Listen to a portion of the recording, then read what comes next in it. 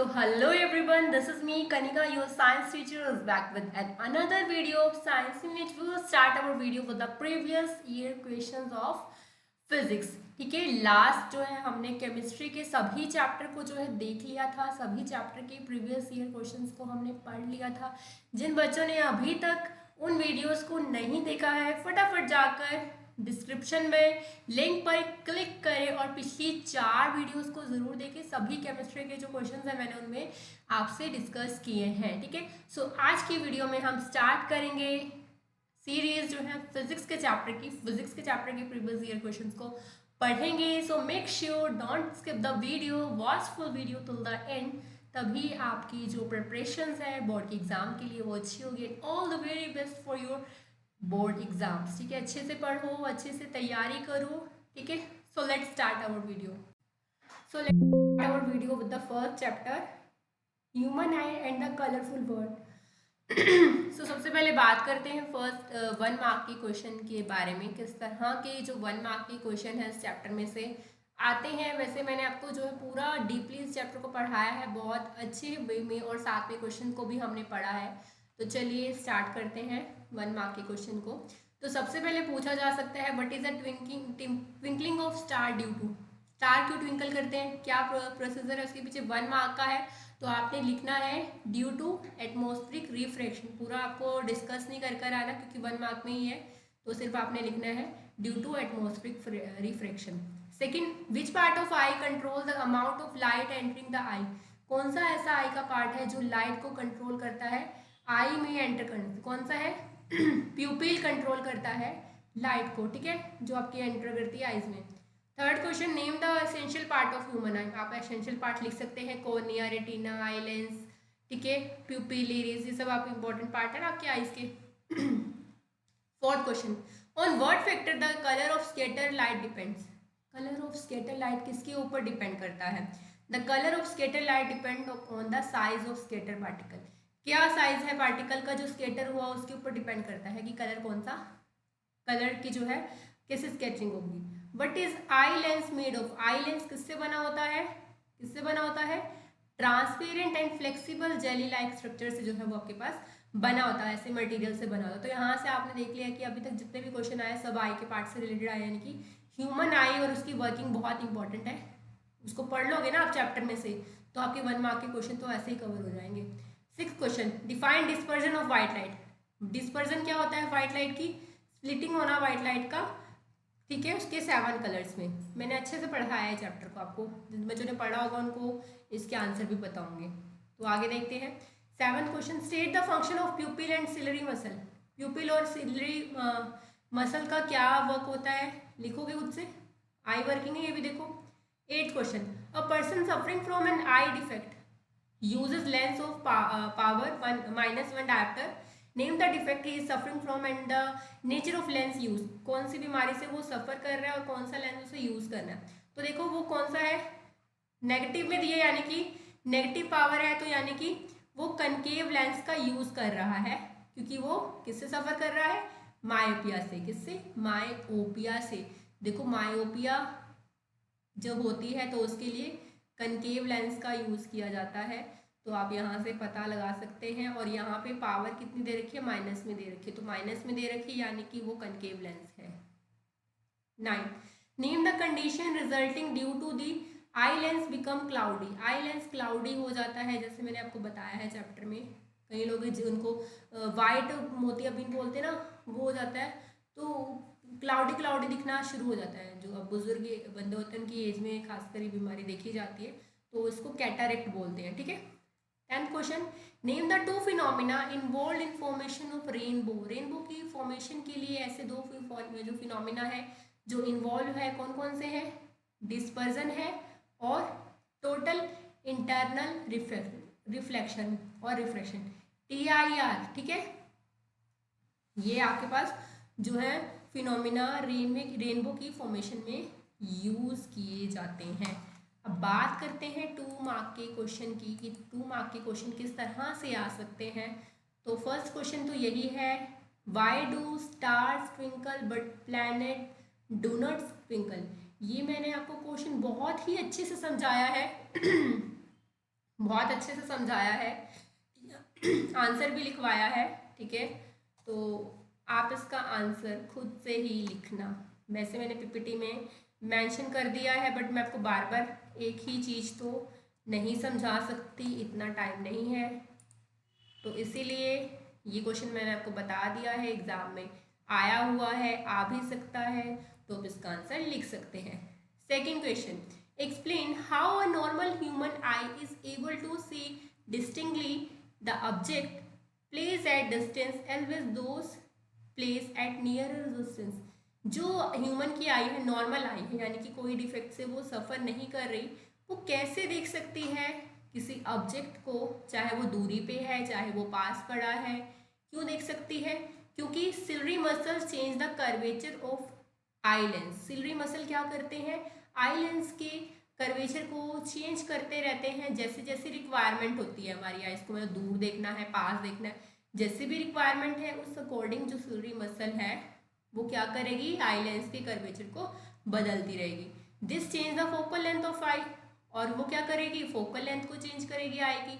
और जब मसल क्या करते हैं, रिलैक्स करते हैं, तो लेंस क्या हो जाता है, थिन हो जाता है और हमें दूर की चीज़ें दिखाई देने लगती हैं। और जब लेंस क्या करता है, क्लोज हो जाता है, तो मसल कंट्रैक्ट करते हैं हमें, और लेंस थिकन बन जाता है, और हमें जो फोकल लेंथ करती है वो डिक्रीज हो जाती है और हमें पास की चीज़ें दिखाई देती हैं।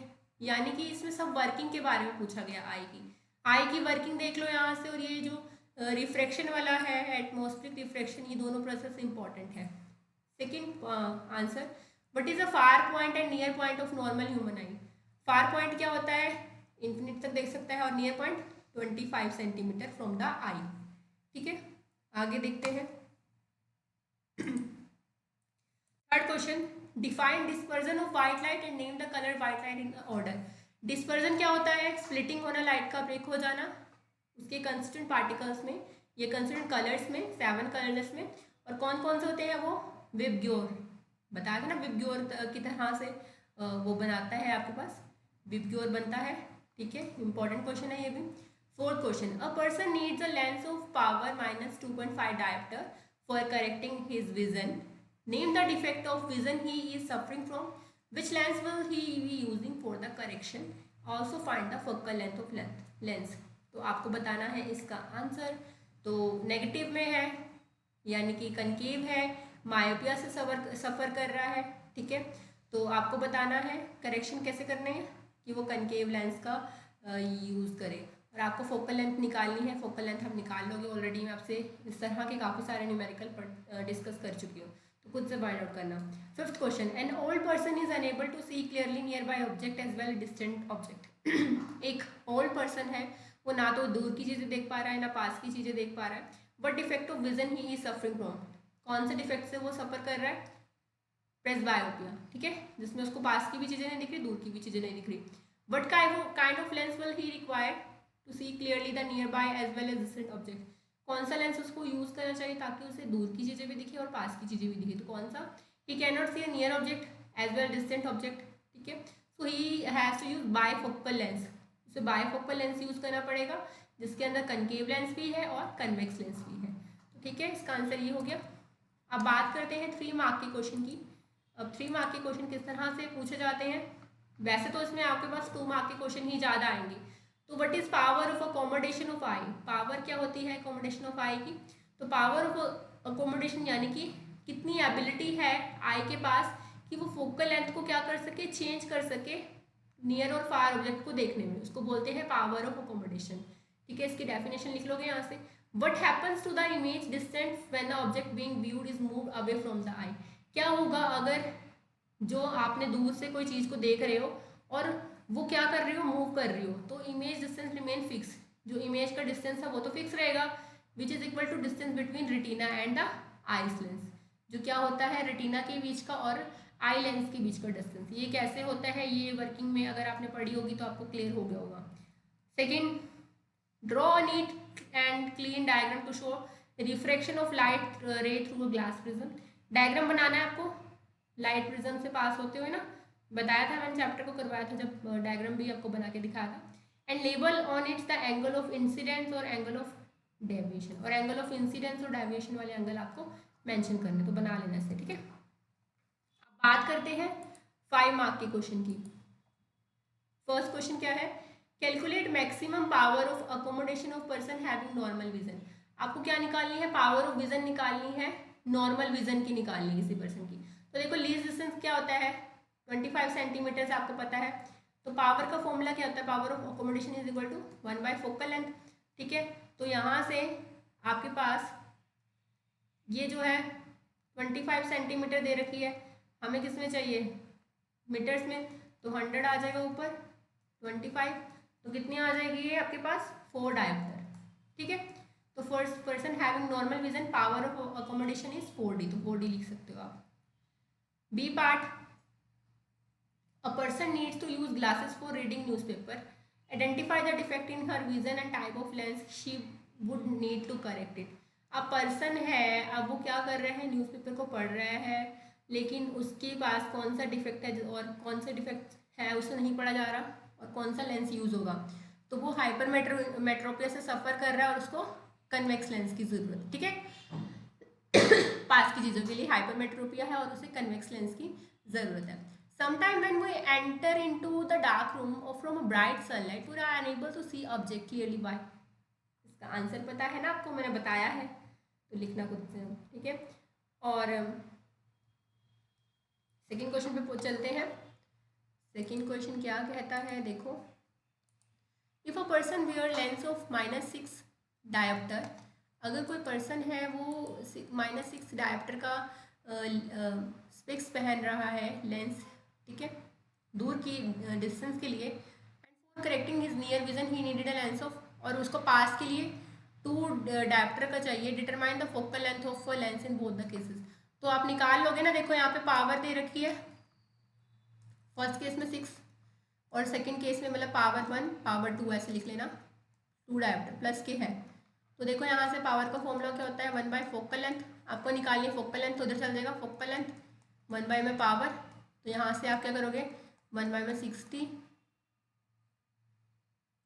और कैलकुलेट करना है। सिमिलरली आपको ये भी ऐसे करना है। B part, give reason for the following natural phenomena, आपको इनके रीजन बताने हैं। फर्स्ट, स्टार क्यों ट्विंकल करते हैं, प्लैनेट क्यों नहीं ट्विंकल करते, स्टार क्यों आपको ऊंचाई पे दिखाई देते हैं, स्काई में क्यों ऊंचे होते हुए दिखाई देते हैं। तो देखो सारे आपने जितने भी अभी तक मैंने आपको बताया, सारे क्वेश्चन आई से रिलेटेड है या एटमॉस्फेरिक रिफ्रैक्शन से। तो यानी कि 2 क्वेश्चन इसमें इंपॉर्टेंट है, इसी टॉपिक इंपॉर्टेंट है, और पावर ऑफ अकोमोडेशन पे न्यूमेरिकल, तो इसे यहाँ से पढ़ के जाना, पूरा चैप्टर क्लियर हो जाएगा आपको। इतना बड़ा चैप्टर नहीं, छोटा सा चैप्टर है, इसको छोड़ के मत जाना, इन क्वेश्चन को तो एटलीस्ट कवर कर ही लेना। एंड जी, so let's start our video with the chapter number electricity, chapter electricity, ठीक है। इलेक्ट्रिसिटी के बारे में पढ़ते हैं। सबसे पहले डिस्कस करते हैं 1 मार्क के क्वेश्चन किस तरह के जो पूछे जाते हैं इलेक्ट्रिसिटी चैप्टर में से। तो देखो यहाँ से, तो 1 मार्क के क्वेश्चन किस तरह से आते हैं। When is potential difference between 2 points said to be 1 volt, जो पोटेंशियल डिफरेंस है 2 पॉइंट के बीच का, उसको 1 वोल्ट कब कह सकते हैं, तो बताओ इसका आंसर। तो पोटेंशियल डिफरेंस 1 वोल्ट का कब होगा, अगर वर्क डाउन भी कितना है 1 कूलम का है और चार्ज कितना है 1 जाउल का है, तो पोटेंशियल डिफरेंस आपके पास कितना आ जाएगा 1 वोल्ट, ठीक है। ये आपके पास डेफिनेशन है और आपके पास डिफाइन भी है 1 वोल्ट ऑफ पोटेंशियल डिफरेंस की। सेकेंड है, draw schematic diagram of circuit consisting of a cell of 1.5 volt, 10 ohm resistor and 15 ohm resistor and a plug key are connected in series. तो आपको एक बनाना है सर्किट, तो कैसे बनाओगे सर्किट को, देखो पहले तो हम लगाते हैं यहाँ पे सेल, ये लगाई है की, ठीक है। फिर इसके साथ से हमें क्या लगाना है, 2 रजिस्टर लगाने, सीरीज में लगाने। तो ये पॉजिटिव टर्मिनल, नेगेटिव टर्मिनल, ये की है, ये रेजिस्टेंस 10 ओम का है और ये 15। तो इस तरह से आप सर्किट बना सकते हो, ठीक है। थर्ड है, define electric circuit, distinguish between open and close circuit. इस चैप्टर की भी वीडियो ऑलरेडी आ चुकी है, चैप्टर को अच्छे से देख लेना, चैप्टर पढ़ना पहले, फिर उसके बाद क्वेश्चन को पढ़ना, ठीक है। तो डिस्टिंग्विश बताना है क्या डिफरेंस है ओपन सर्किट में और क्लोज सर्किट के बीच में। तो electric circuit is arrangement in which electric current can flow when circuit is switch on.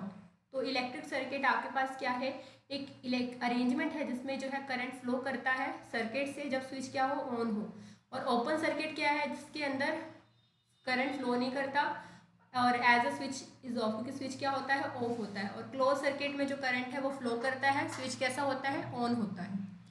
तो सिंपल डेफिनेशन है, ये तो आपको पता भी होगा, 1 मार्क में पूछ लेते हैं कई बार। Why do we use copper and aluminium wire for transmission of electric current? Copper और एल्यूमिनियम की वायर की ही क्यों यूज़ करते हैं हम करंट को ट्रांसमिशन होने में?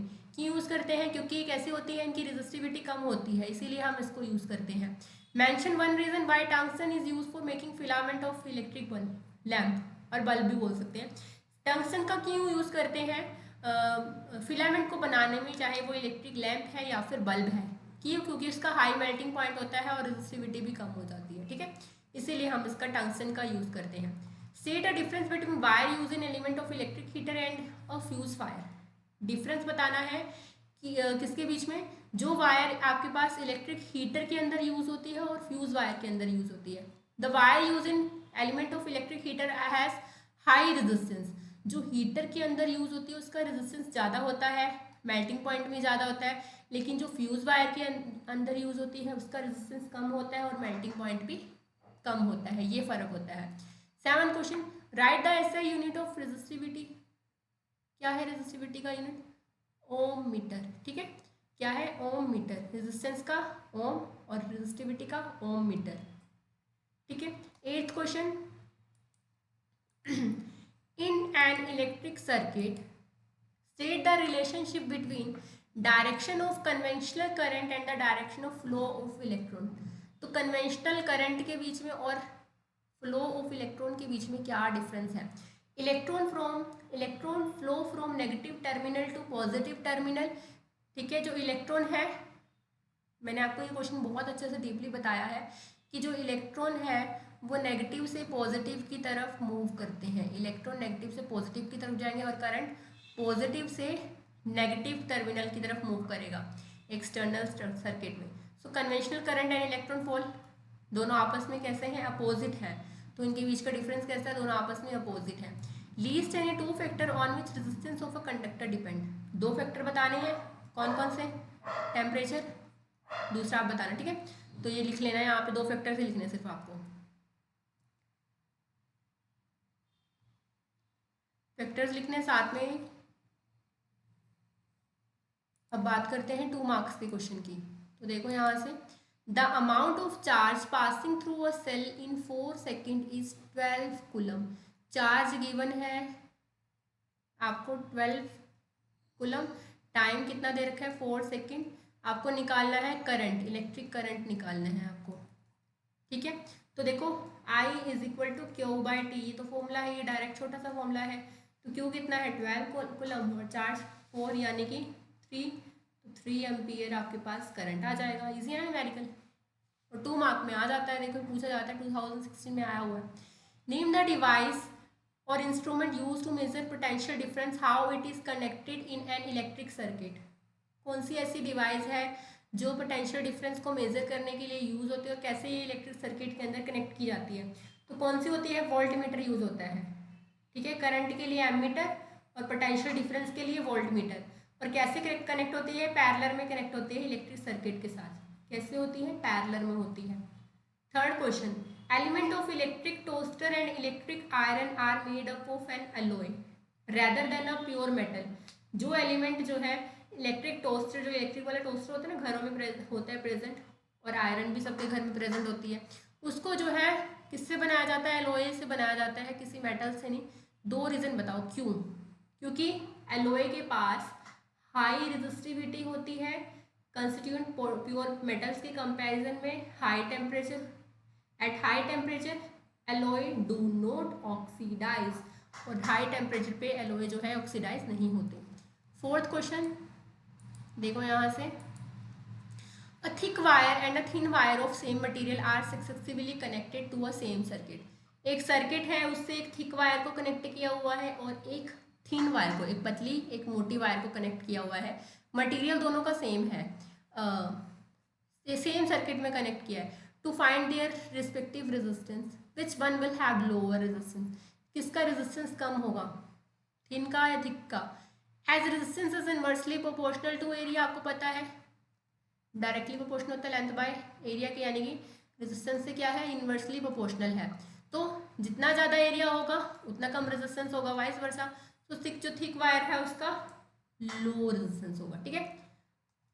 Fifth question, mention the condition under which charge can move in a conductor, name the device which is use to maintain the condition in electric circuit, ठीक है। तो आपको कंडीशन बतानी है जो चार्ज है वो कंडक्टर में मूव कैसे कर सकते हैं, किस कंडीशन पे कर सकते हैं, और कौन सी ऐसी डिवाइस है जिसको यूज करके हम मेंटेन कर सकते हैं करंट को कंडक्टर में। तो पोटेंशियल डिफरेंस को जब दो एंड्स की कंडक्टर की कनेक्ट करते हैं तो इलेक्ट्रॉन्स क्या करते हैं, मूव करते हैं कंडक्टर में, और इलेक्ट्रॉन्स मूव करेंगे तो करंट जनरेट होगा ही। तो potential difference is applied by cell to maintain the charge to flow, ठीक है। तो पोटेंशियल डिफरेंस को अप्लाई किया जाता है सेल्स में ताकि वो चार्जेस को क्या कर सके, मेंटेन कर सके। तो ये 2 मार्क के क्वेश्चन में पूछा जाता है। अब बात करते हैं 3 मार्क के क्वेश्चन की। तो देखो दो तरह से क्वेश्चन आपके पास आया हुआ है। फर्स्ट क्वेश्चन है show how would you join 3 resistors, कैसे आप 3 रेजिस्टर्स को ज्वाइन करोगे, ईच ऑफ रेजिस्टेंस 9, ठीक है 9 ओम का रेजिस्टेंस है, so that the equivalent resistance of combination is first 13.5 volt, 6 volt. तो आपको बताना है, ठीक है 3 रेजिस्टेंस को कैसे कनेक्ट करोगे कि उनका टोटल रेजिस्टेंस इतना आए। और इस तरह से भी आ सकता है street joules law of heating और 2 बल्ब्स ऑन रेटेड, इसमें आप रेजिस्टर्स लिख रहे हो, इसमें आप बल्ब लिख रहे हो, एक ही बात है, ठीक है। तो 2 बल्ब्स और वन रेटेड 100 वोल्ट, एक का 100 वोल्ट है, दूसरे का 220 वोल्ट है, एंड अदर 60 वोल्ट और 220 volt connected in parallel to electric main supply. Find the current drawn by the 2 bulbs from line if supply voltage is 220 volt, ठीक है। तो इसको बताओ, एक्सप्लेन करो। तो देखो यहाँ से इसको खुद से करो और आंसर बताना है, ठीक है कैसे कनेक्ट करना है। ये आपको डायग्राम बनाना है इसका, ठीक है शो भी करना है। Second question, explain why conductor offers resistance to flow of current, जो कंडक्टर्स है वो रेजिस्टेंस क्यों ऑफर करते हैं करंट की फ्लो में। When current is pass through conductor the atoms और molecules of the conductor produce a hindrance and path of flow of electron, ठीक है। जो जब करंट जैसे ही पास होता है ना कंडक्टर से, जो उस कंडक्टर के मॉलिक्यूल्स हैं या आप एटम्स बोल लो, वो क्या करते हैं हिंड्रेंस यानी कि रुकावट लेकर आते हैं उन इलेक्ट्रॉन की फ्लो में। This hindrance in the path of flow of charge is called, उसको ही हम रेजिस्टेंस बोलते हैं, ठीक है। Difference between conductor resistance and resistance, तो आप इसके बीच का डिफरेंस लिख सकते हो। कंडक्टर कौन से होते हैं, जो इलेक्ट्रिसिटी को अपने में से पास होने की परमिशन देते हैं, कंडक्टर्स होते हैं मतलब जिनमें से इलेक्ट्रिसिटी पास होती है। रेजिस्टर्स कौन से होते हैं, जिसके पास कुछ रेजिस्टेंस होता है। और रेजिस्टेंस क्या होता है, it is a property of any conductor और virtue which oppose the flow of current, मतलब करंट के रास्ते में रुकावट को हम क्या बोलते हैं, रेजिस्टेंस बोलते हैं। तो डिफरेंस लिख सकते हो ना इसके बीच का। आगे चलते हैं, देखो यहाँ से least the factor on which resistance of a conductor in the shape of wire depend, कौन कौन से फैक्टर पे जो है रेजिस्टेंस डिपेंड करता है। तो किस किस पे डिपेंड करता है, आपको पता ही है रेजिस्टेंस डायरेक्टली प्रोपोर्शनल है लेंथ बाय एरिया से, यानी कि डायरेक्टली प्रोपोर्शनल लेंथ के, इन्वर्सली प्रोपोर्शनल है एरिया के, ठीक है। तो देखो यहाँ से, तो इसके लिए हमने हटाया इसका प्रोपोर्शनलिटी का साइन, ये आ गया आपके पास रो, इसको हम रेजिस्टिविटी भी बोलते हैं, ठीक है। तो लिख सकते हो ना यहाँ से। Second part, why are metals good conductor of electricity where are glass is bad conductor of electricity, metal good conductor क्यों होते हैं इलेक्ट्रिसिटी के, ग्लास बैड कंडक्टर भी क्यों, क्योंकि मेटल्स के पास बहुत सारे नंबर ऑफ फ्री इलेक्ट्रॉन्स होते हैं, जो इलेक्ट्रॉन्स क्या करते हैं, मूव करते हैं और इलेक्ट्रिसिटी को कंडक्ट करते हैं। रेजिस्टिविटी भी कम होती है क्योंकि ग्लास के पास कोई फ्री इलेक्ट्रॉन नहीं है, इसलिए वो इलेक्ट्रिसिटी कंडक्ट नहीं करता। C part, wire alloys commonly use in electrical heating device, alloys को क्यों यूज करते हैं हीटिंग डिवाइस के अंदर, आपको मैंने पहले भी बताया है कि इसकी रेजिस्टिविटी हाई होती है, मेल्टिंग पॉइंट हाई होता है, जो बहुत ज़्यादा हीट को प्रोड्यूस करते हैं, इसीलिए हीटिंग डिवाइस में इनका यूज किया जाता है, ठीक है। आगे चलते हैं। हाँ जी बच्चों, कैसी लगी आज की वीडियो, लाइक शेयर कमेंट्स करना मत भूलना, लाइक शेयर कमेंट कर जरूर बताना। कोई डाउट रहेगा, डाउट को कमेंट सेक्शन में मेंशन करना मत भूलना। कुछ पूछना है, बेझिझक होकर आप मुझसे क्वेश्चन पूछ सकते हैं। जो कुछ आपको क्लियर नहीं हुआ है, टेलीग्राम ग्रुप को भी ज्वाइन कर सकते हैं। टेलीग्राम ग्रुप में जो है आज वाली पीपीटी मैं ऐड कर दूंगी। टेलीग्राम ग्रुप का लिंक है वो डिस्क्रिप्शन में आपके पास ऐड है। फटाफट जाकर लिंक पर क्लिक करें और टेलीग्राम ग्रुप को ज़रूर ज्वाइन करें।